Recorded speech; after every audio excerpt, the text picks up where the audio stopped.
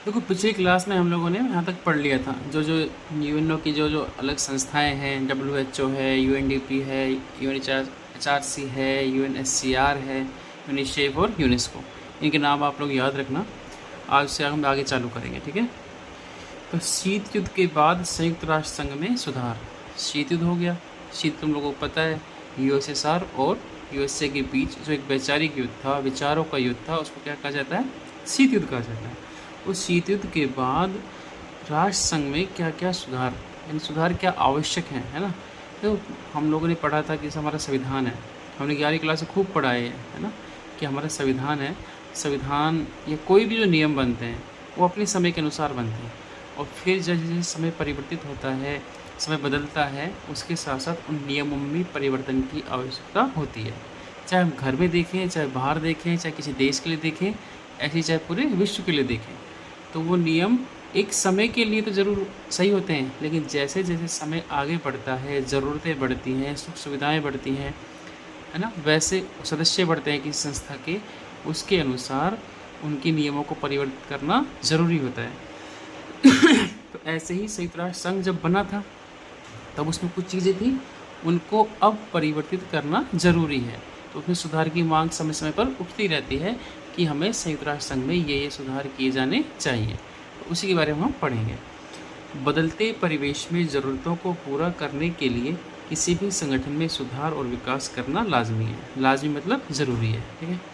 संयुक्त राष्ट्र संघ भी इसका अपवाद नहीं है, यानी कि संयुक्त राष्ट्र संघ में भी सुधार करना ज़रूरी है, यहाँ कोई अपवाद नहीं है। हाल के वर्षों में इस वैश्विक संस्था में सुधार की मांग करते हुए आवाज़ें उठी हैं। बहरहाल सुधारों की प्रकृति के बारे में कोई स्पष्ट राय और सहमति नहीं है ना। मांग तो उठी है कि सुधार करने चाहिए, लेकिन सुधारों की प्रकृति क्या होनी चाहिए उसके बारे में कोई भी राय व्यक्तियों के द्वारा या देशों के द्वारा नहीं दी गई है। सब ये तो कहते हैं कि सुधार होने चाहिए, है ना, क्या कहते हैं? सुधार होने चाहिए, लेकिन सुधार क्या होने चाहिए उसके बारे में कोई सहमति लोगों के बीच नहीं है, देशों के बीच नहीं है, किस क्या सुधार करें, ठीक है। उसके लिए हम क्या क्या सुधार हो सकते हैं हम पढ़ेंगे। संयुक्त राष्ट्र संघ के सामने दो तरह के बुनियादी सुधारों का मसला है। सुधार कैसे हैं? दो सुधार तो जरूर होने चाहिए, ये याद रखना है तुम्हें, है ना।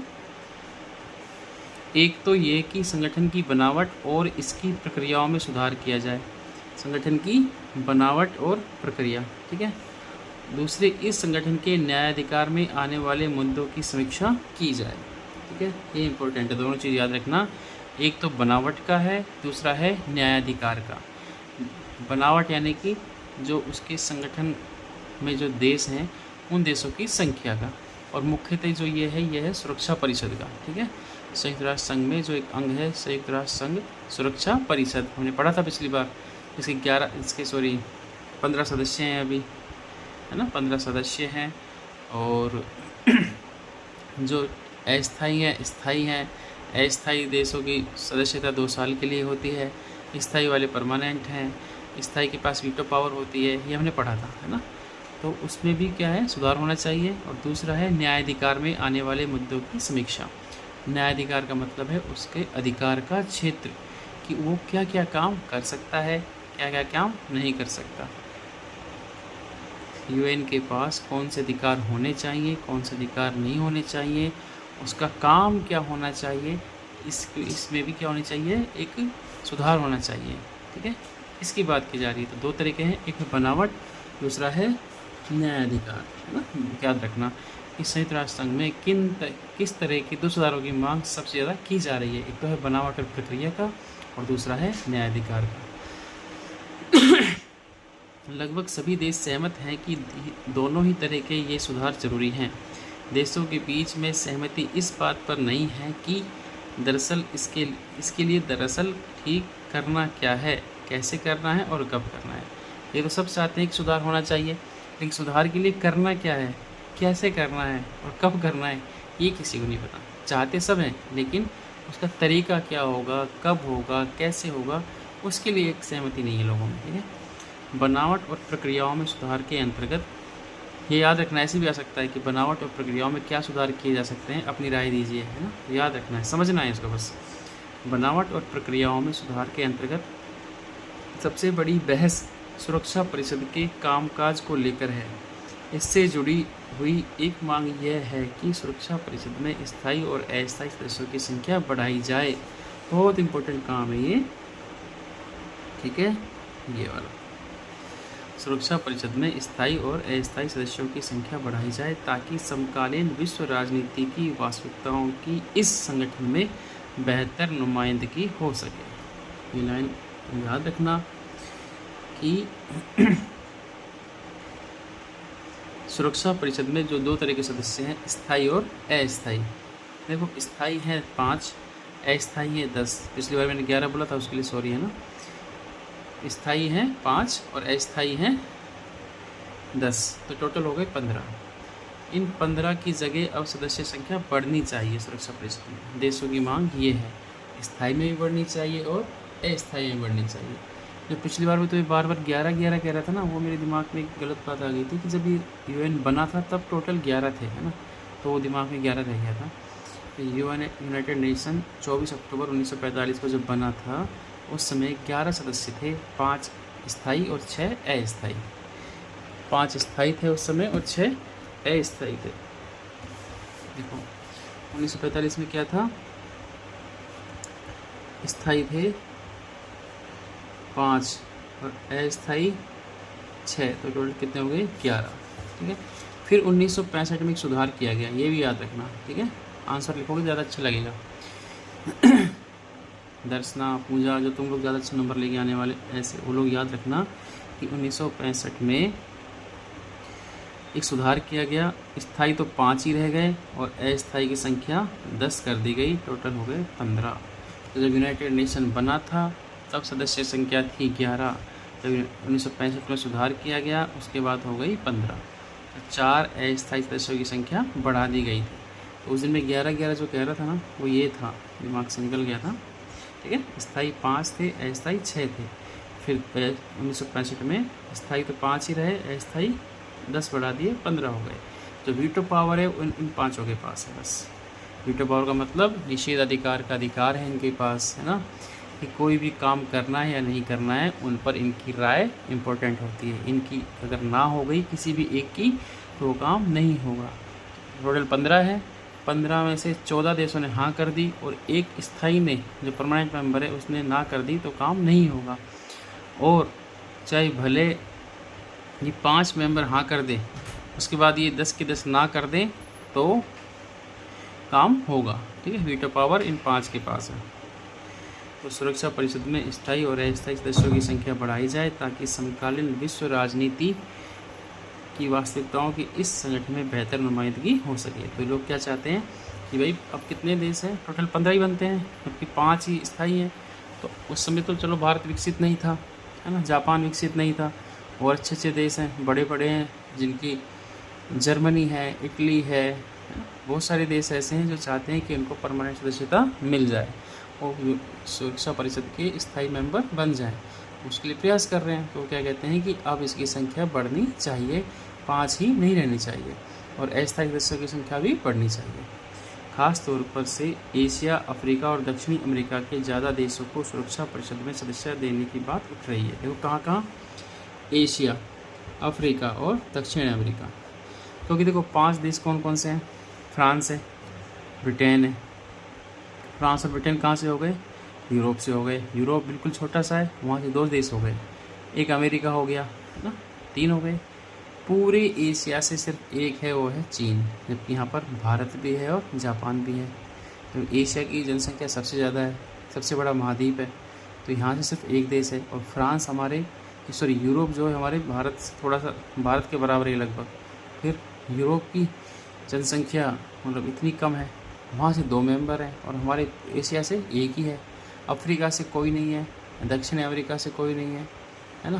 तो इसमें क्या है कि उस समय वो देश मजबूत थे तो उनको स्थायी सदस्यता मिल गई, लेकिन अब तो सारे देश विकसित हो चुके हैं लगभग, जनसंख्या हमारी ज़्यादा है ना। भारत ये पक्ष रखता है कि हमको भी स्थायी सदस्यता मिलनी चाहिए।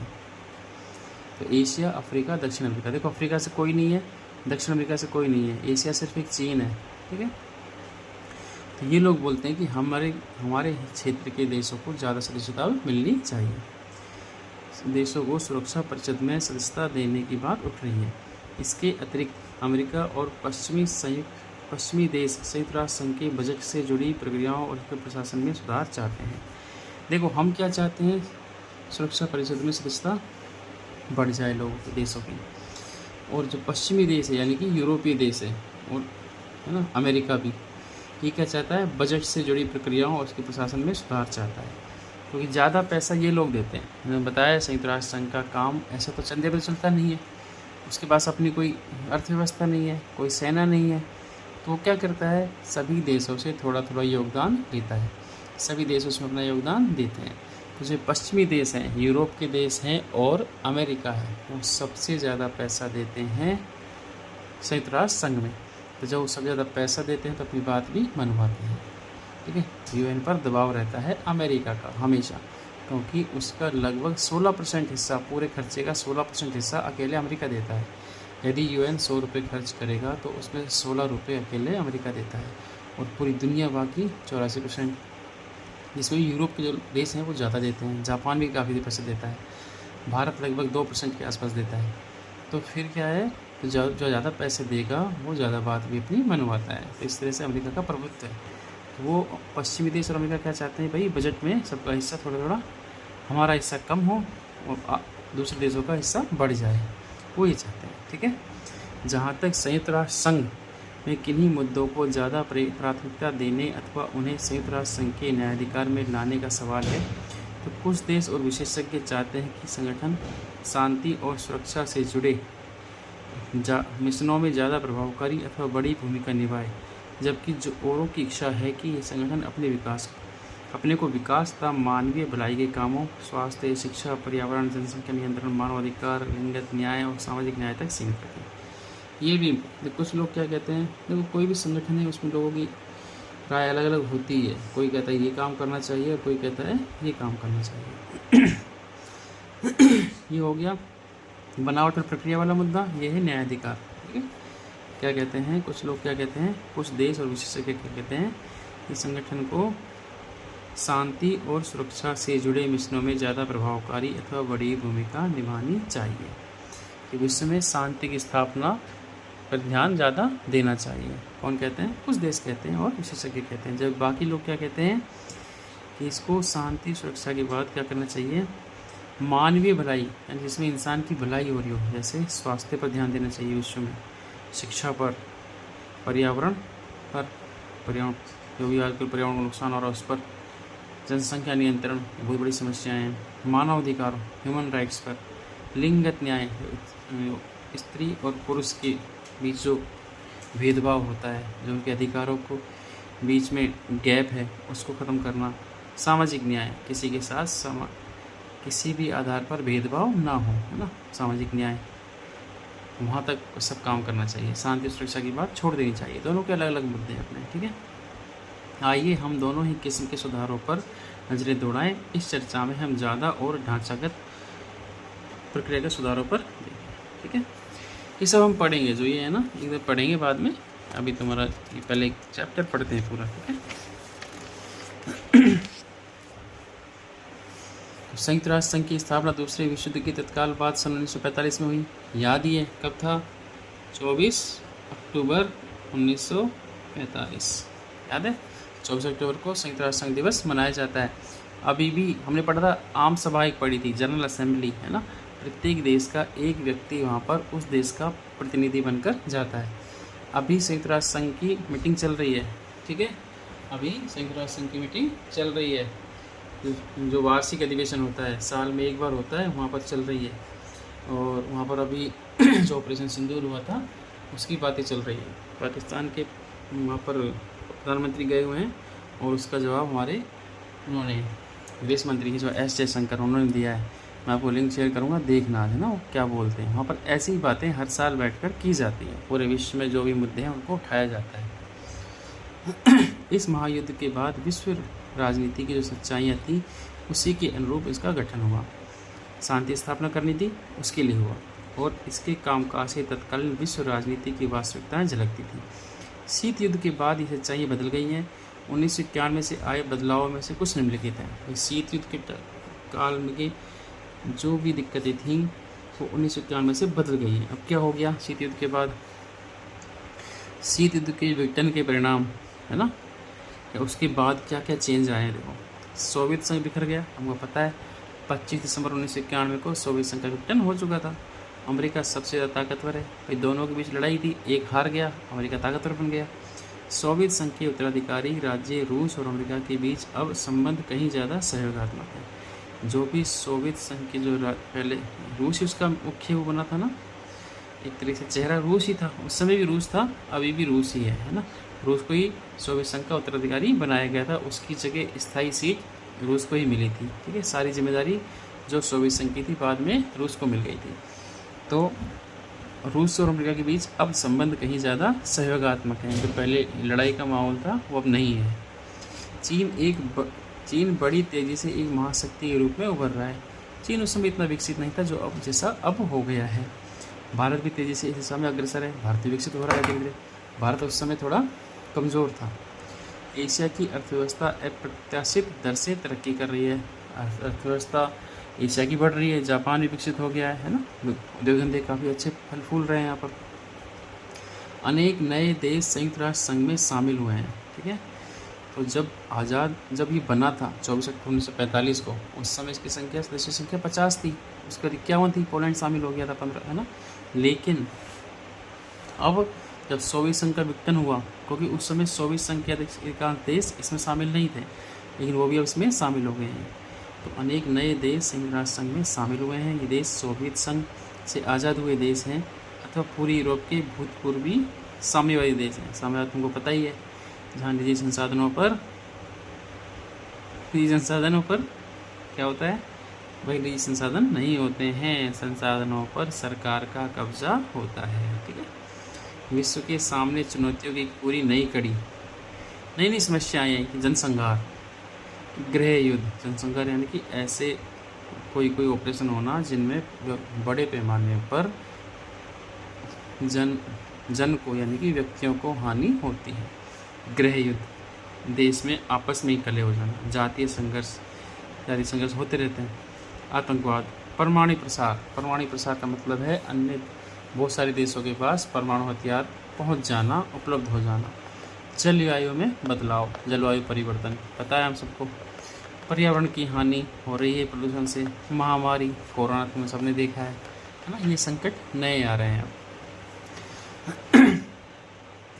ऐसी दशा में जब शीत युद्ध का अंत 1989 में हो रहा था, तो विश्व के सामने सवाल था कि क्या संयुक्त राष्ट्र संघ का होना पर्याप्त है। जब धीरे धीरे समस्याएं उत्पन्न हुई, फिर हमको लगने लगा कि क्या भाई संयुक्त राष्ट्र संघ जो है वो इन समस्याओं को रोकने में सक्षम है या नहीं, या ऐसी अन्य और कोई भी संस्थाएं चाहिए जो संयुक्त राष्ट्र संघ के साथ मिलकर काम कर सके। क्या संयुक्त राष्ट्र संघ है वो सक्षम है सब कामों को देखने के लिए। लोगों के मन में ऐसा विचार आ जाता है कई बार। जो कुछ करना ज़रूरी है, क्या उसे करने में संयुक्त राष्ट्र संघ सक्षम है, इसे क्या करना चाहिए और कैसे करना चाहिए। संयुक्त राष्ट्र संघ बेहतर ढंग से काम कर सके, इसके लिए कौन कौन से सुधार जरूरी हैं। पिछले 15 सालों से इसके सदस्य देश इन प्रश्नों के व्यवहारिक और संतोषजनक उत्तर ढूंढने की कोशिश कर रहे हैं। लोगों के मन में आता है जब कोई संस्था बनती है और ठीक से काम कई बार नहीं हो पाता है। ठीक है, अब देखो प्रक्रिया और ढांचा में सुधार क्या क्या हुआ है ना, बनावट में। और ये पढ़ेंगे, प्रक्रिया वाला तो पढ़ेंगे, आज बहुत दिन हो गए थोड़ा थोड़ा पढ़ते हैं। ठीक है, प्रक्रिया और ढांचे में सुधार, वही बनावट। ढांचा क्या हो गया उसका, स्ट्रक्चर यानी कि बनावट, और प्रक्रिया काम करने का तरीका। सुधार होने चाहिए, इस सवाल पर व्यापक सहमति है, लेकिन सुधार कैसे किया जाए यह मसला कठिन है। ठीक है, सुधार होने चाहिए, प्रत्येक देश चाहता है, लेकिन सुधार कैसे हो वो किसी को नहीं पता है, क्या काम करना है। ठीक है, इस पर सहमति कायम करना मुश्किल है, और मुश्किल भी है क्योंकि हर देश अपने मतलब के लिए सुधार चाहता है। भारत भी चाहता है, अन्य देश भी चाहते हैं, लेकिन खुद का फ़ायदा भी होना चाहिए। भारत चाहता है मुझे स्थायी सदस्यता मिल जाए, जापान चाहता है मुझे मिल जाए। एशिया से 2 देश को मिल सकती है मान लो, तो भारत चाहेगा मुझे मिले, जापान चाहेगा मुझे मिले, फिर तो दोनों अपने अपने पक्ष रखेंगे। इसलिए सुधार सभी चाहते हैं, लेकिन अपने फ़ायदे के लिए। तो सहमति किसी के बीच नहीं कैसे काम करना है। यहाँ हम संयुक्त राष्ट्र संघ की सुरक्षा परिषद में सुधार पर जारी बहस की थोड़ी चर्चा करेंगे। सन 1992 में संयुक्त राष्ट्र संघ की आम सभा जो अब चल रही है सितंबर से अक्टूबर तक चलती है, ये याद रखना, ठीक है। सन 1992 में क्या बोलते हैं, बरानमू क्या बोलते हो तुम, वो भी जो है 1992 में संयुक्त राष्ट्र संघ की आम सभा में एक प्रस्ताव स्वीकृत हुआ। हर देश क्या करता है, कोई ना कोई प्रस्ताव देता है ना, उसको स्वीकृति मिल जाती है अगर सब लोग उस पर वोट डालते हैं।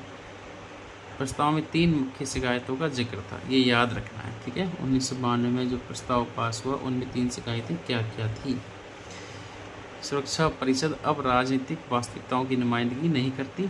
3 मुख्य शिकायतें की देशों के द्वारा कि जो राजनीतिक वास्तविकताएं हैं, जो स्थिति वास्तव में है, उसको नहीं पेश करती हैं सामने।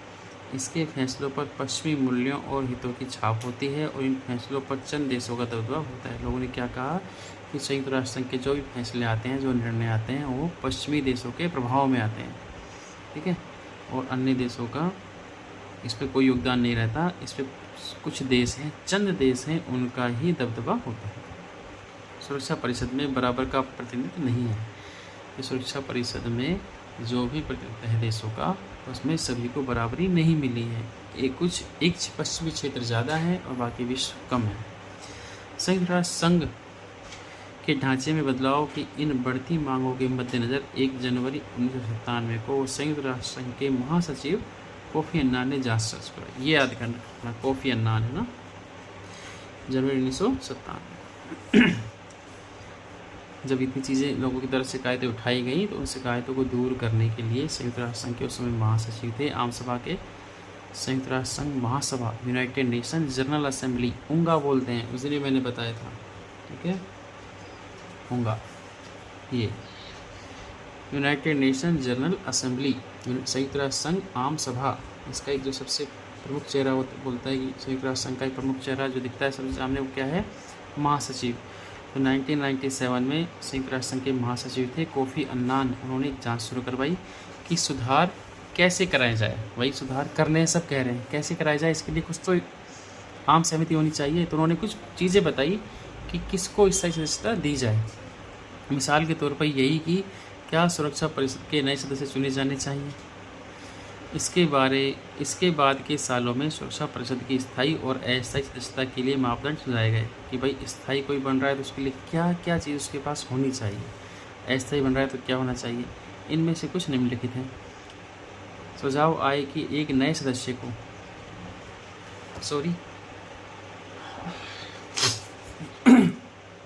इनमें से कुछ निम्नलिखित हैं। सुझाव आए कि एक नए सदस्य को क्या क्या होना चाहिए। बड़ी आर्थिक ताकत होना चाहिए कि उसके पास पैसा अच्छा होना चाहिए, एक बड़ा देश होना चाहिए, एक बड़ी सैन्य ताकत होनी चाहिए। आर्थिक ताकत, सैन्य ताकत, संयुक्त राष्ट्र संघ के बजट में ऐसे देश का योगदान ज़्यादा, भाई संयुक्त राष्ट्र संघ में ज़्यादा पैसे देने चाहिए उसको, ऐसा नहीं कि बस ऐसे आ गया, यानी कि योगदान देगा। बड़ी आर्थिक ताकत है, बड़ी सैन्य ताकत है, आबादी के लिहाज से बड़ा राष्ट्र। देखो आर्थिक ताकत भारत अच्छी है, सैन्य ताकत भी है।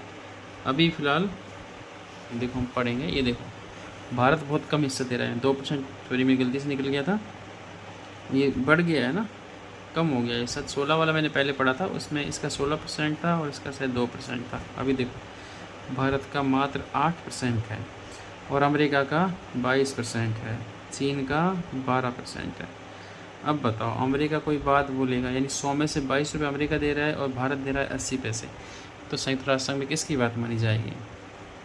भाई जो 22 रुपये दे रहा है उसकी बात ही तो मानी जाएगी ना, और अगर ये 22 रुपये देना बंद कर देगा तो क्या होगा। नो नो नो, ये देखो कोई 1 रुपये दे रहा है, 1.3, ऑस्ट्रेलिया 2.2, दक्षिण कोरिया, रूस 2.4, है ना, तो ऐसे जापान 8.5, जर्मनी 6.0, यूके, अब देखो सब यूरोप के हैं। संयुक्त राज्य अमेरिका का अलग हो गया, जापान एशिया का है, जर्मनी, यूके, फ्रांस, इटली, चारों कहाँ के हैं, जर्मनी, यूके, फ्रांस, यूरोपीय देश हैं। तो पश्चिम के देश कितने हो गए, टॉप 7 में ही 5 देश पश्चिम के हैं, 4 यूरोप के हो गए, 1 अमेरिका हो गया, तो बात इनकी मानी जाएगी, है ना। इसलिए ऐसा देश जो लोकतंत्र और मानवाधिकारों का सम्मान करता हो, लोकतंत्र वहाँ पर होना चाहिए, ठीक है। ये देश ऐसा हो कि अपनी भूगोल, अर्थव्यवस्था और संस्कृति के लिहाज से विश्व की विविधता की नुमाइंदगी करता हो। कि ऐसा नहीं कि एक संस्कृति वहाँ पर हो, बहुत संस्कृति होनी चाहिए, सबका सम्मान उसके द्वारा किया जाना चाहिए। ठीक है, तो ये कुछ शर्तें लगा दी कि वो जो नया सदस्य देश बनेगा वहाँ पर ऐसी व्यवस्थाएं होनी चाहिए। बड़ी आर्थिक ताकत, अर्थव्यवस्था उसकी बड़ी होनी चाहिए, सैन्य ताकत होनी चाहिए उसके पास, है ना। संयुक्त राष्ट्र संघ के बजट में उसका योगदान ज़्यादा होना चाहिए, आबादी के हिसाब से भी बड़ा होना चाहिए। ठीक है, स्पष्ट है कि इन मानदंडों में से हर एक की कुछ न कुछ वैधता है।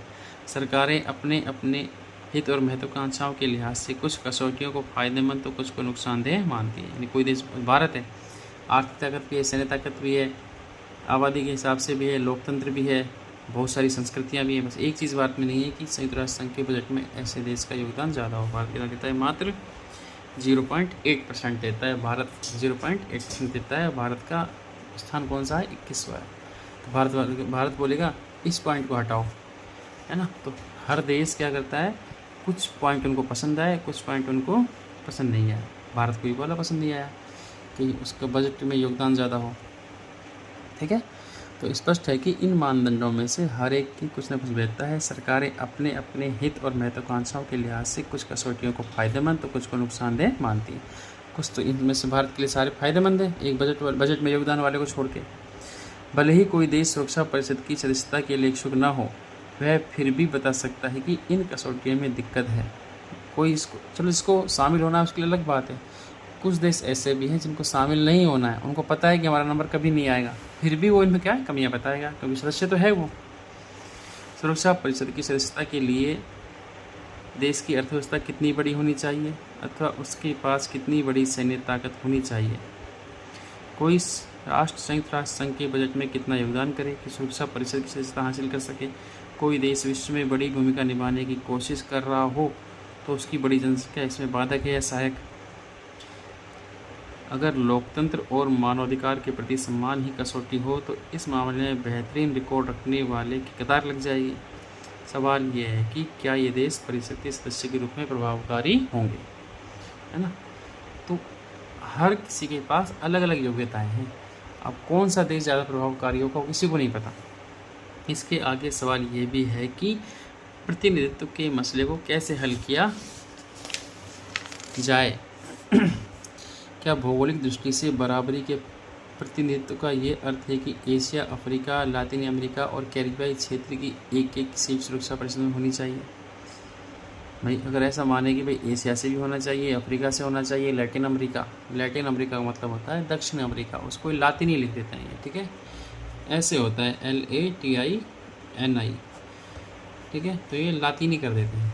लातिनी नहीं है, लैटिनी है, दक्षिण अफ्रीका बोल सकते हैं। ठीक है, दक्षिण अफ्रीका जो महाद्वीप है, एशिया से, अफ्रीका से, लातिन अमेरिका और कैरिबियाई होते हैं जो अमेरिका के नीचे वाले द्वीप समूह, कैरिबियन द्वीप समूह। ठीक है, एक प्रश्न ये भी है कि क्या महादेशों की बजाय क्षेत्र और उपक्षेत्र को प्रतिनिधित्व का आधार बनाया जाए।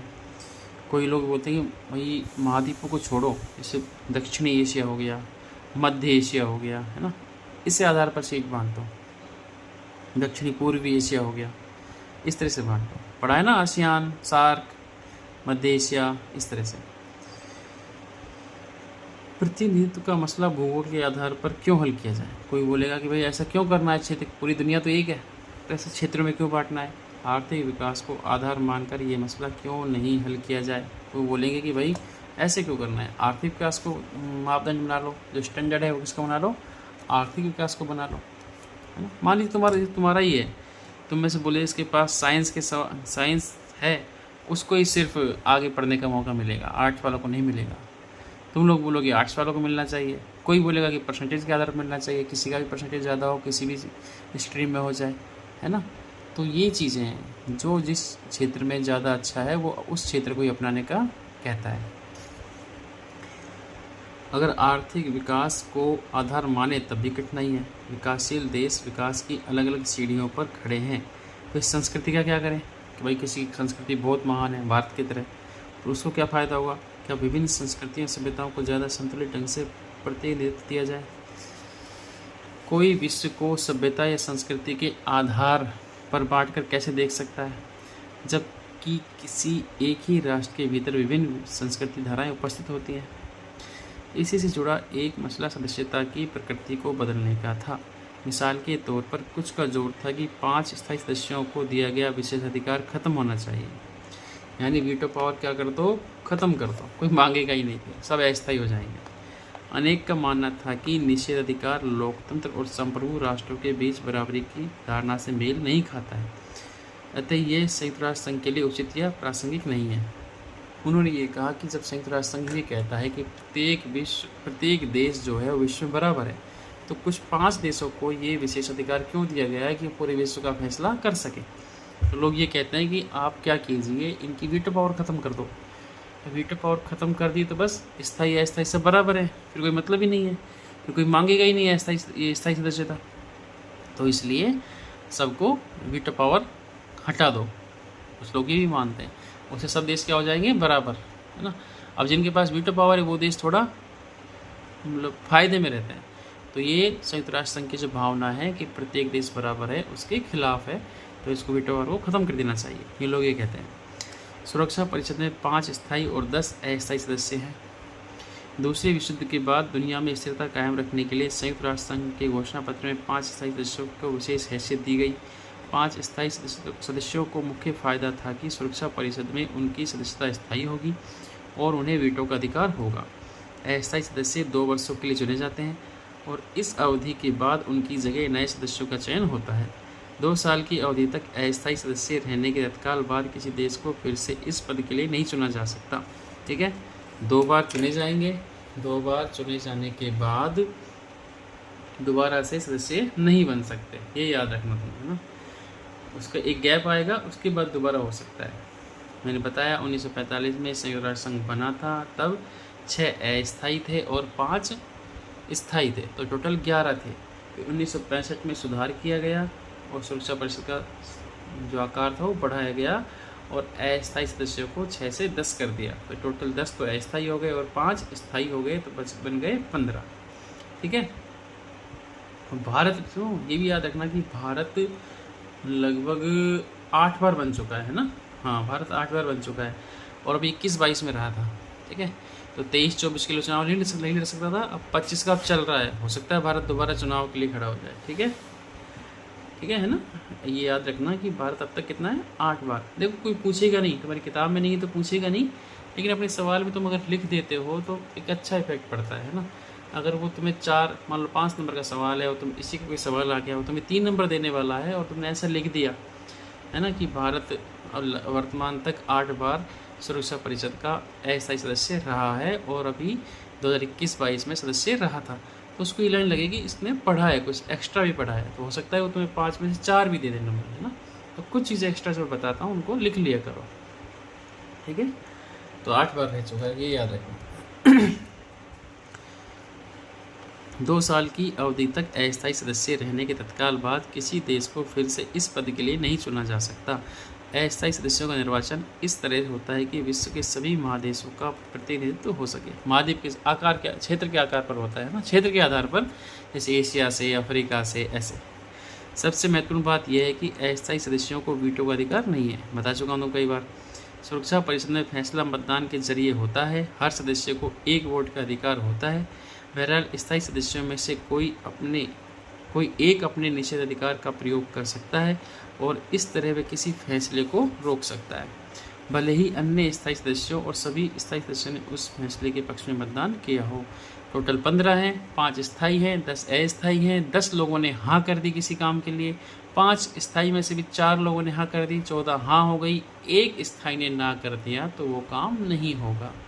और फिर अगर 5 जो अस्थायी हैं उन्होंने हाँ कर दिया और 10 में से 10 लोगों ने जो अस्थायी हैं उन्होंने ना कर दिया तो भी काम होगा। यानी कि किन की हाँ जरूरी है, 5 स्थायी देशों की हाँ जरूरी है। निषेधाधिकार को समाप्त करने की मुहिम तो चली है, लेकिन इस बात की भी समझ बनी है कि स्थायी सदस्य ऐसे सुधार के लिए शायद ही राजी होंगे। सुधार तो करेंगे, लेकिन जो अगर वो जो स्थायी सदस्य है वो नहीं चाहे कि कोई और देश नहीं आना चाहिए, फिर क्या होगा, वो ना कर देंगे वीटो पावर का यूज करके, तो सदस्य संख्या नहीं बढ़ेगी, है ना। शीत युद्ध भले ही समाप्त हो गया हो, लेकिन संभव है कि विश्व अभी इतने आमूलचूल बदलाव के लिए तैयार ना हो। इस बात का खतरा है कि वीटो ना हो तो सन 1945 के समान इन ताकतवर देशों की दिलचस्पी संयुक्त राष्ट्र संघ में ना रहे। भाई जो ताकतवर 5 देश हैं, अमेरिका है, रशिया है, इन लोगों को वीटो पावर मिली, इसी तो संयुक्त राष्ट्र संघ का सम्मान करते हैं। मान लो उनको वीटो पावर हटा दी तो ये हट, क्या पता ये ना उसके सदस्य ही ना रहे, बोलेंगे हम तो हटना है, जब हमें कोई महत्वपूर्ण भूमिका नहीं मिल रही है, हमें कोई अधिकार नहीं मिल रहा है, हम इतना पैसा दे रहे हैं, तो फिर हम क्यों रहें इसमें, ये भी तो हो सकता है। वही ये लिखा है, इससे बाहर रहकर वे अपने रुचि के अनुसार काम करें और उनके जुड़ाव अथवा समर्थन के अभाव में संगठन प्रभावकारी ना रह जाए। मतलब वो इससे बाहर हो जाएं, अपने मतलब का काम करें, पैसे भी ना दें, और जब बड़े देश इस संगठन में नहीं रहेंगे उस देश का महत्व भी कहीं समाप्त ना हो जाए, ये डर रहता है। ठीक है, अब इतना ही है आज के लिए, फिर हम कल पढ़ेंगे न्यायाधिकार और संयुक्त राष्ट्र संघ में भारत सुधार और भारत। कल हम वीडियो बनाएंगे पक्का, है ना, ये हो जाएगा कल। फिर परसों छुट्टी है, ठीक है, ये परसों ये और जो भी ये है ना, ये तुम्हारे ब्रैकेट वाले, ये सब पढ़ेंगे। परसों ये चैप्टर खत्म हो जाएगा, होमवर्क नहीं मिलेगा, होमवर्क की ज़रूरत नहीं है, और अब तुम लोगों को खुद पढ़ना पड़ेगा, तुम सोच लेना, क्योंकि पुरुषोत्तम सर चले जाएंगे, ठीक है, 10 से 15 दिन में, हो सकता है दिवाली तक, लेकिन चले जाएंगे। अब तुम्हें खुद पढ़ना है, तो अगर अच्छे नंबर लेके आने हैं तो पढ़ना पड़ेगा, ठीक है। कोर्स सर ने शायद करा दिया होगा, तो अच्छा है, जो तुमको शेखावटी मिशन की किताबें मिली हैं, सर ने नोट्स दिए हैं, उनको बहुत अच्छे तरीके से पढ़ो। पॉलिटिकल साइंस में मैं तुम्हारे साथ रहूँगा इस सेशन तक, ठीक है। उसके बाद कोई कॉलेज जा रहा है तो साथ रहेंगे, और कोई तैयारी कर रहा है तो भी रहेंगे। तो अपनी पढ़ाई अच्छे तरीके से करो, मेहनत करो बस, ठीक है। लेकिन ये याद रखना, तुम्हारी हिस्ट्री वाले मतलब जो क्लास हैं वो थोड़े दिन की ही हैं, जब तक सर हैं, उसके बाद तुम्हें खुद ही पढ़ना है। अक्टूबर में रहेंगे तो नवंबर, दिसंबर, जनवरी, फरवरी तुम्हारे एग्ज़ाम हो जाते हैं, 4 महीना। उस 4 महीना में जो तुम्हारा रूटीन है उसको तोड़ना मत, टाइम टेबल बना के रखना, ढंग से पढ़ना, ठीक है। Good night.